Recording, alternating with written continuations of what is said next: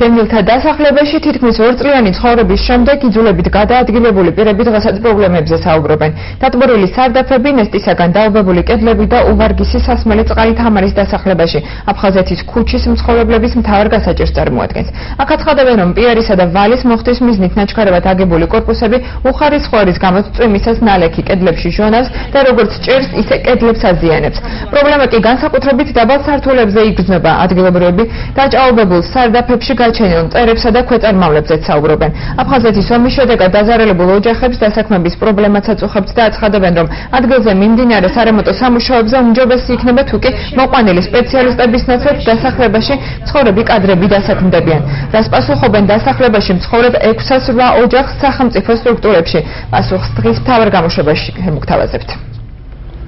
პირველი პრობლემა იყო სარდაფებში იდგა წყალი.